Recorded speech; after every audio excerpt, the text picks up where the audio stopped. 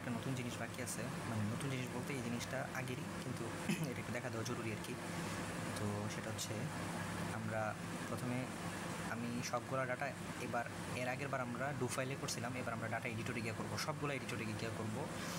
সেটার জন্য আমরা আগে ফাইলে হচ্ছে লগ বিগিন দিয়ে নিব এবং লগ বিগিন দিয়ে তারপর একটা নাম দিয়ে দিব, যাতে করে আমরা পরবর্তীতে ইয়ে করতে পারি। মেক শিওর এটা ডেস্কটপেই যাতে থাকে। তারপর হচ্ছে এটার একটা নাম দিব আমরা, যে কোনো একটা নাম।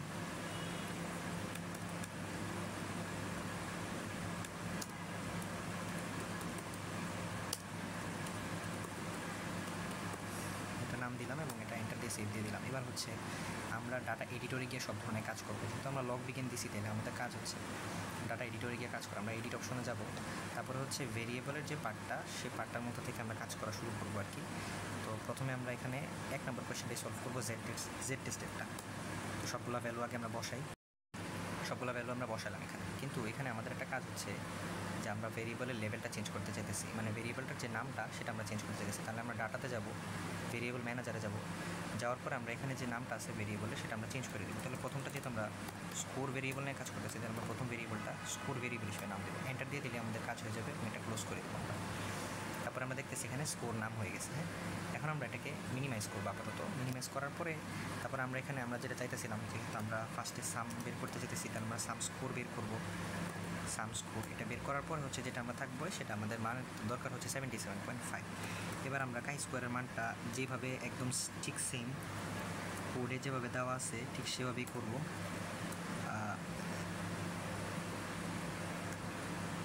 একদম সেমভাবেই করব, একটু ডিফারেন্স রাখবো না।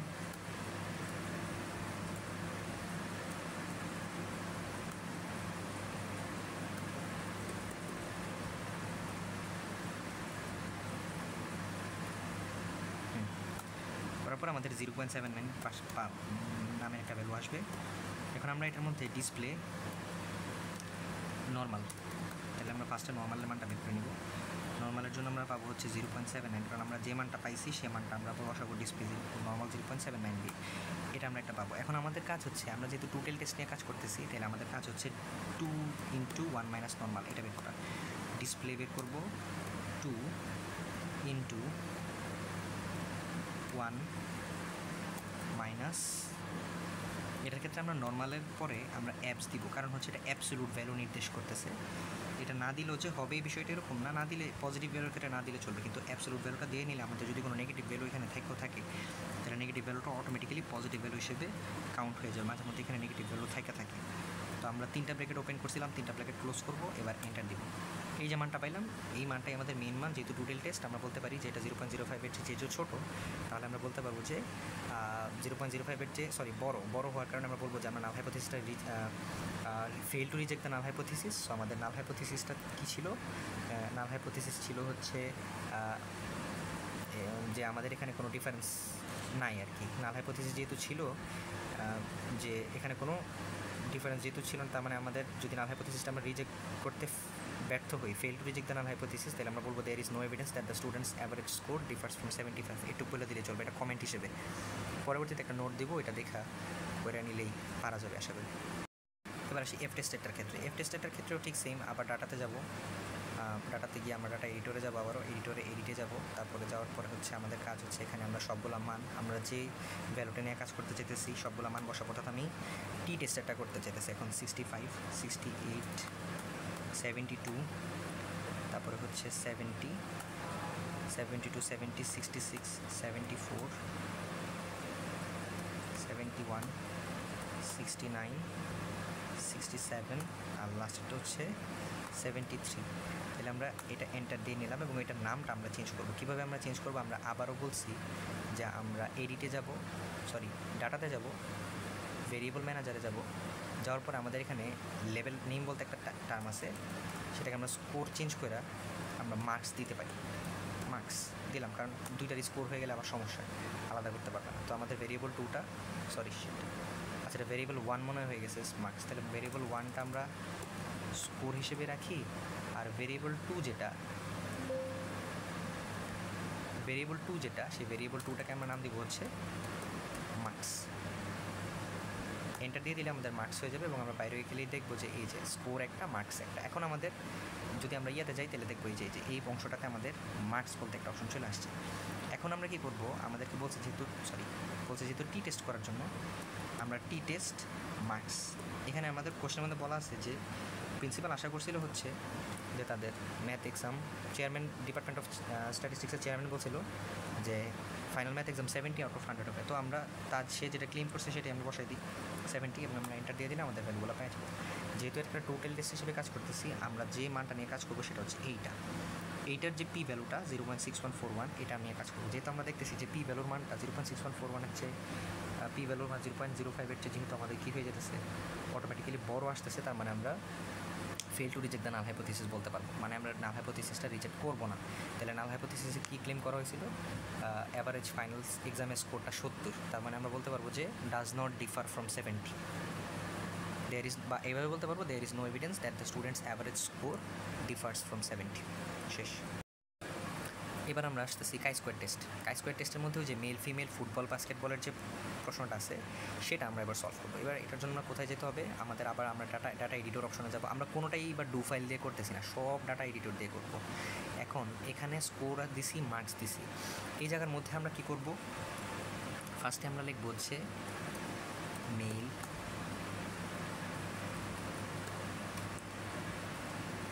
আচ্ছা, যেহেতু আমরা দুইটাই ফার্স্টে মেল নিয়ে কাজ করব, তারপরে হচ্ছে দুইটা ফিমেল নিয়ে কাজ করবো, মানে আমাদের কাজ হচ্ছে মেল দুইটা, অর্থাৎ মেল একবার ফুটবলের হিসাবে বের করতেছি, একবার বাস্কেটবলের হিসাবে বের করতেছি, এই জন্য মেল দুইটা হবে। ঠিক সেম ফিমেল একটা ফুটবলের জন্য একটা বাস্কেটবলের জন্য। এই ভ্যারিয়েবল থ্রিটাকে আমরা পরে নামকরণ করবো, এটা হচ্ছে জেন্ডার। এখন আমরা স্পোর্ট লিখবো, তাহলে মেল ফার্স্টে কী খেলবে, ফুটবল, এন্টার দিলাম। পরের বার কী খেলবে, আবার বাস্কেটবল, এটাও এন্টার দিলাম। আবার ঠিক সেম পরের বার ফুটবল, আবার দিব বাস্কেটবল।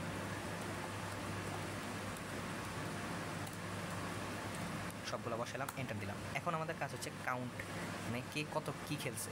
তাহলে পুরুষ ফুটবল খেলছে 20 জন, পুরুষ হচ্ছে বাস্কেটবল খেলছে হচ্ছে 10 জন, মহিলা ফুটবল খেলছে হচ্ছে 5 জন, আর মহিলা বাস্কেটবল খেলছে হচ্ছে 25 জন। আমরা সেই হিসেবে সবগুলো ডাটা এখানে সুন্দরভাবে বসাইলাম। এখন আমরা এগুলোর নামকরণ করব। নামকরণ করার জন্য আমরা কোথায় যাব, ডাটা যাব, ভেরিয়েবল ম্যানেজারে যাব। যাওয়ার পরে আমরা ভেরিয়েবল থ্রিটাকে নাম দিব হচ্ছে জেন্ডার, এটা গেল একটা। আমরা পরেরটাকে নাম দিব হচ্ছে স্পোর্ট, এটা গেল একটা। আর লাস্টেরটা যেটা হচ্ছে কাউন্ট। এবার আমরা দেখব এটা যদি পুরোটা কাট করে দিই, আমরা দেখব এই যে জেন্ডার, স্পোর্ট, কাউন্ট আলাদা আলাদাভাবে আশা করছি, এবং আমি আশা করি আমাদের ডাটাটা অনুসারে আমাদের সব কিছু ঠিকঠাকই আছে এখানে। আচ্ছা, আমাদের ডাটাগুলো ইনপুট সব কিছু ঠিকঠাক আছে। আমরা যদি মিনিমাইজ করে এই অপশনে যাই, তাহলে আমরা দেখতে পাবো যে আমরা এখানে অনেকগুলো ভেরিয়েবল একসাথে পাইছি, score, marks, gender, sport, count. এখন আমাদেরকে বলছে যে is there any relationship between gender and sport. এখন আমাদেরকে যেহেতু একটা কাই স্কোয়ার টেস্ট, রিলেশনশিপ বের করার জন্য আমাদের কাই স্কোয়ার টেস্ট যেহেতু হিসাব করতে হবে, আমরা জাস্ট লিখবো এইভাবে ট্যাব দেওয়ার পরে আমরা লিখবো জেন্ডার, কারণ আমাদের জেন্ডার আর স্পোর্ট দুইটা ভেরিয়েবল লিখবো।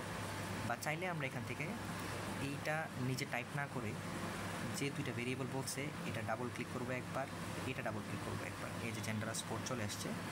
এরপরে আমরা থার্ড ব্র্যাকেট দিব, থার্ড ব্র্যাকেট কিন্তু এফ উইথ ইকুয়াল কাউন্ট যে ভেরিয়েবলটা আছে এটাকে আমরা এখান থেকে ডাবল ক্লিক করে সিলেক্ট করে নেবো, এই যে কাউন্ট চলে আসছে এখানে। এখন আমরা কী করবো, এখন আমাদের কাজ হচ্ছে থার্ড ব্র্যাকেটটা অফ করে দেওয়া, কমা CHI2, যেহেতু আমরা কাই স্কোয়ার টেস্ট করতে চাচ্ছি। এন্টার দিয়ে দিলেই আমাদের মধ্যে এই ভ্যালুটা চলে আসবে।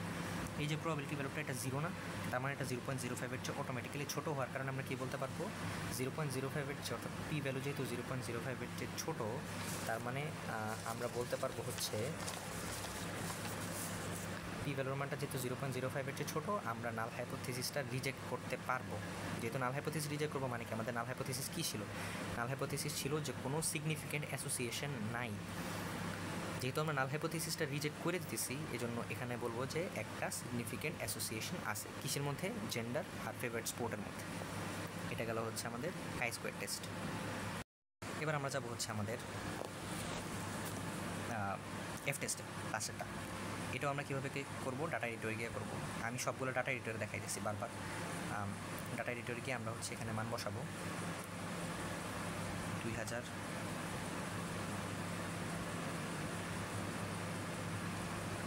সরি 2000, 2500,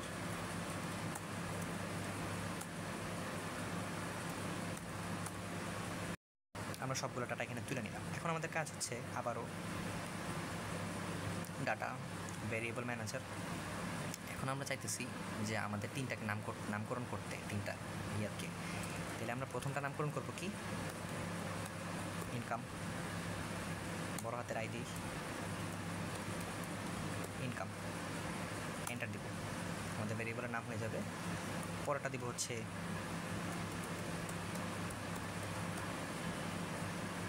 আচ্ছা ভেরিয়েবলের নাম সিলেক্ট হয়নি, পরেরটা হচ্ছে এডুকেশন, এন্টার, ইনকাম, এডুকেশন, আর লাস্টের যে একটা ভেরিয়েবল আছে সেটা হচ্ছে এক্সপিরিয়েন্স। আমরা এটাকে নামকরণ করব, এটার মধ্যে যাব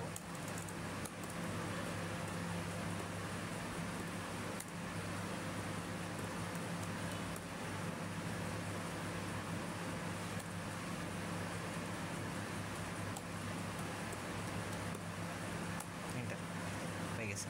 এখন আমরা যদি যাই তাহলে আমরা দেখব যে নামকরণগুলো হয়ে গেছে ইনকাম, এডুকেশন, এক্সপিরিয়েন্স, শেষ। এবার আমাদের কাজ হচ্ছে, আমাদেরকে বলছে হচ্ছে রিগ্রেস করার জন্য। আমরা রিগ্রেস করতে চাই, কী হিসেবে রিগ্রেস করতে চাই, আমরা ইনকামকে ডিপেন্ডেন্ট ভেরিয়েবল ধরে নিব। আমরা এইভাবে টাইপ না করে রিগ্রেস, ফার্স্টে আমরা যে ডিপেন্ডেন্ট ভেরিয়েবলটা নিয়ে কাজ করতে চাই সেটা আমরা সিলেক্ট করবো ইনকাম, আর বাকি যে দুটো ইন্ডিপেন্ডেন্ট এডুকেশন আর এক্সপিরিয়েন্স এগুলো টাইপ করে বসাই দিব। জাস্ট এন্টারে চাপ দিলেই আমাদের মধ্যে এই ভ্যালুটা চলে আসবে। আমাদের এখানে লাগবে হচ্ছে R square, adjusted R square, আর প্রবাবিলিটি অফ এফ। এখন আরেকটা জিনিস চাইছে আমাদের থেকে, আমাদের বলছে যে are this variables jointly predictable কিনা সেটার জন্য আমাদের এফ টেস্ট করতে হয়। তাহলে টেস্ট লেখার পর আমাদেরকে বলছে কোন কোন দুইটার ইয়ের মধ্যে, এডুকেশন আর এক্সপিরিয়েন্স। আমরা এডুকেশন সিলেক্ট করব আর এক্সপিরিয়েন্স সিলেক্ট করব, হয়ে গেছে। এন্টার দিব। এই যে আমাদের যে প্রবাবিলিটি ভ্যালুটা, এটা 0.05-এর চেয়ে ছোটো আসতেছে, 0.05-এর চেয়ে ছোটো আসতেছে। তাহলে 0.05-এর চেয়ে পি ভ্যালুটা ছোটো আসা মানে হচ্ছে আমরা নাল হাইপোথিসিসটাকে রিজেক্ট করতে পারবো। আমাদের নাল হাইপোথিসিস কী ছিল, যে এডুকেশন এক্সপিরিয়েন্সের মধ্যে কোনো সম্পর্কই নাই। যেহেতু আমরা নাল হাইপোথিসিসটাকে রিজেক্ট করতে পারতেছি, তার মানে আমরা বলবো যে এখানে এডুকেশন এক্সপিরিয়েন্সের সিগনিফিকেন্ট অবদান আছে ইনকামের উপর। এটা হচ্ছে আমাদের ইনফারেন্সের টোটালটা। এটা ডাটা এডিটরে কীভাবে করতে হয় সেটা দেখাইলাম। ডাটা এডিটরে করাটাই সবচেয়ে সহজ, কারণ আমরা যদি ডাটা কী করে ওই যে ইয়েতে করতে চাই, ডু ফাইল এডিটরে করতে চাই বারবার, কিংবা এইভাবে যদি এখানে ডিরেক্ট কমান্ড বসায় করতে চাই, সেক্ষেত্রে আমাদের বারবার ক্লিয়ার দিতে হবে। যদি স্যার আইসা ভেরিয়েবল দেখতে চায়, আমাদের থেকে ডাটা দেখতে চাইতে পারে, তখন আমরা যদি ডাটা দেখতে চাই স্যার, তখন আমরা কী করবো, ডাটা এডিটরে যাবো, শুধু এডিট অপশনে যাবো। এই যে দেখবো আমাদের যা ডাটা আছে সবগুলো এখানে রেডি অবস্থায় থাকবে। কিন্তু আমরা যদি ক্লিয়ার দিয়ে দিই, বারবার ক্লিয়ার দিয়ে দিলে এখানে এই যে সবগুলো ভেরিয়েবল যে দেখা যেতেছে কোনোটাই থাকবে না, কিংবা এখানের যে এডিটরে গিয়ে এত সুন্দর করে যে এতগুলো টেবিল দেওয়া আছে এইগুলোও থাকবে না। সো স্যারকে আমরা যদি না দেখাতে পারি, মার্কিংয়ের ক্ষেত্রে এফেক্ট পড়তে পারে। এই জন্য আমরা এই সিস্টেমে করবো। এখন আমরা যেহেতু লকটা বিগিন করছিলাম, আমাদের কাজ হচ্ছে লকটাকে ক্লোজ করে দেওয়া। আমরা লকটাকে জাস্ট ক্লোজ করে দিলেই আমাদের ওই ফাইলটা অটোমেটিক্যালি সেভ হয়ে যাবে। লক ক্লোজ শেষ। এটাই হচ্ছে আমাদের ইনফারেন্সের ওভারঅল ভিউটা।